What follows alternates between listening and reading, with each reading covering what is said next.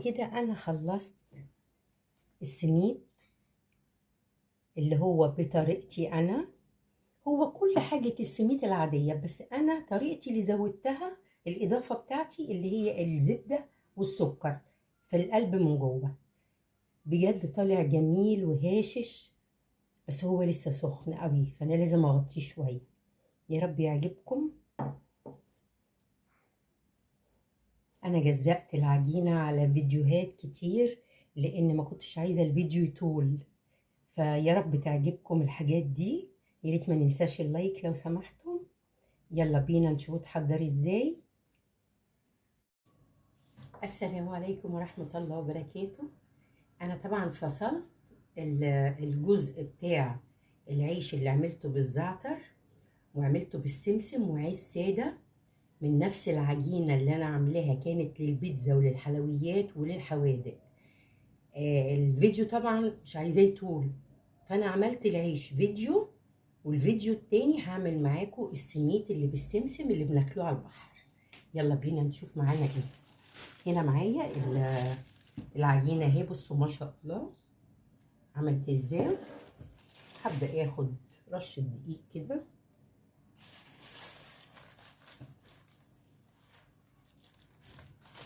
واخد واحده. عايزه اقول لكم ان هي بتتعمل كل حاجه بصراحه، عجينه تحفه. وبعدين اعمليها وشيليها. بصوا العجينه ما بترتاح، شيليها في الفريزر. يعني انا كنت عامله كميه وشايلاها في الفريزر، وبطلع بقى منها اسيبها تبرد شويه وبعدين اشتغل. كده انا عايزاها بالطول العجينه. طبعا كلنا فاكرين شكل السميت اللي على البحر كنا بنشتروه، اللي بالسمسم المدور ده.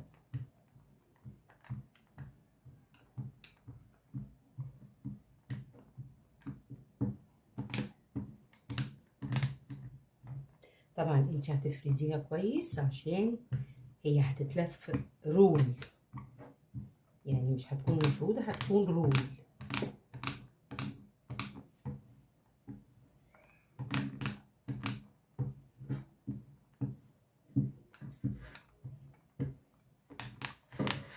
وزي ما قلنا معايا الزبده ومعلقه سكر فيها. هبدا انزل كده وادهن كده، يعني ما اجيش عند الحروف قوي. طبعا ده هو السميت مش بيحطوا له الزبده الفلاحي والسكر، بس انا ده اختراعي، هيبقى طعمه احلى واحلى. يعني لو خدتيه مع كوبايه شاي او خدتيه كوجبه عشاء او فطار هيبقى في منتهى الجمال. بصوا بقى اهو، احنا هنرله كده بالراحه وما نتكاش عشان انا عايزاه يبقى هاشش اهو. اكيد شايفين اهي، ما نتكاش. وامط هنا العجينه كده عشان يبقى كلها طول واحد.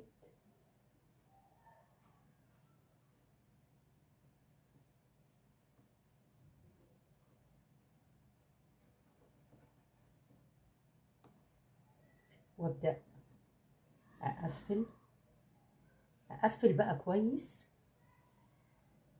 السمنه دي او الزبده دي الفلاحي بتخلي طعم السميد في حته تانية بجد.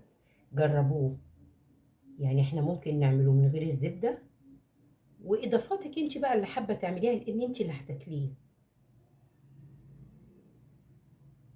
بص انا بقفل كويس الجنبين، وبقفل كويس اللي فوق دي.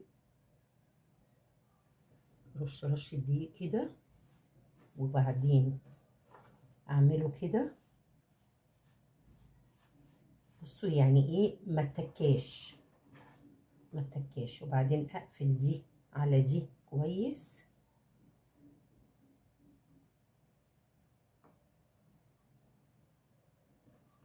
اهي.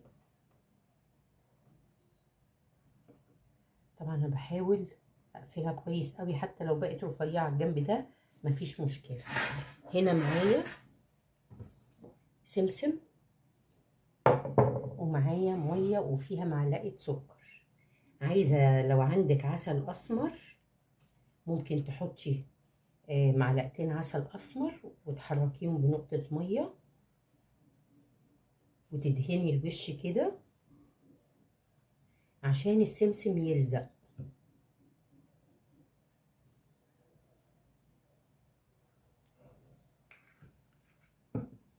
بعدين اخدها كده اهي واجيبها هنا في الطبق كده اهي. بعدين اشيلها بالراحة، بصوا اهي، وابدأ احطها كده في الصاج ونعمل واحدة تانية.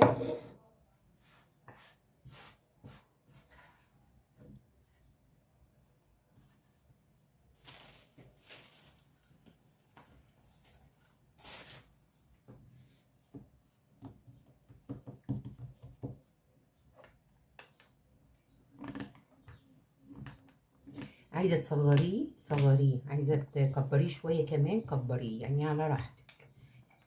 الحكاية دي في ايدك انت براحتك.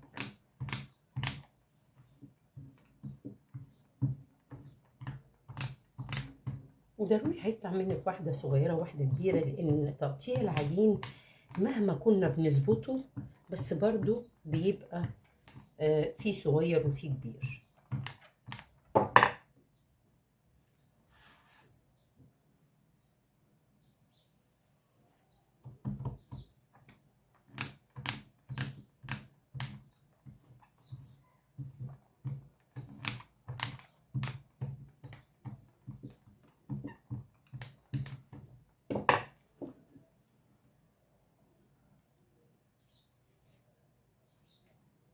ما تسيحيش الزبدة على النار، يعني الزبدة تسيح كده بحرارة الغرفة أو المطبخ. الرولة بقى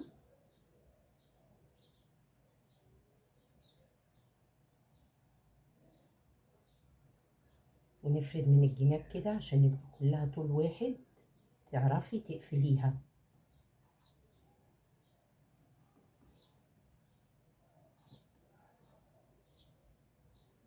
نقفل كويس.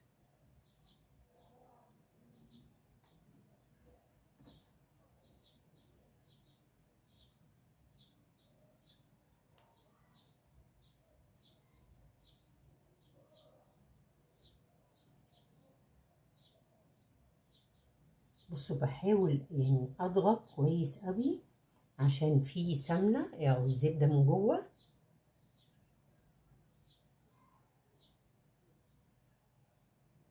وبعدين ارش رشة دقيق كده.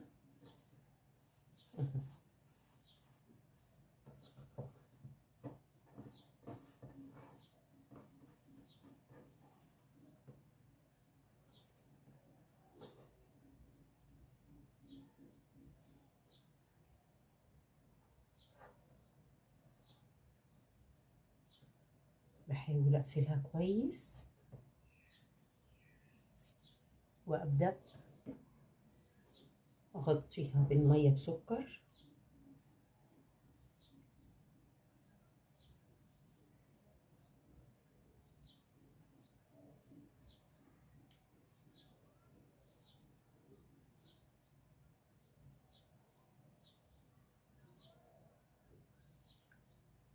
عايزه اقول لكم بيطلع في منتهى الجمال وطعمه حلو جدا والولاد والكبار بيحبوه.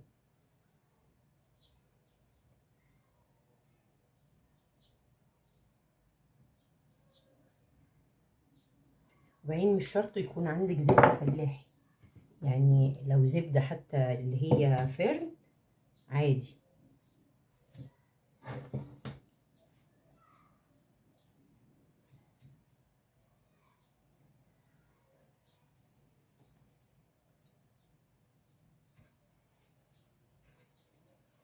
الحتة اللي تلاقي مفيهاش سمسم حط لها سمسم.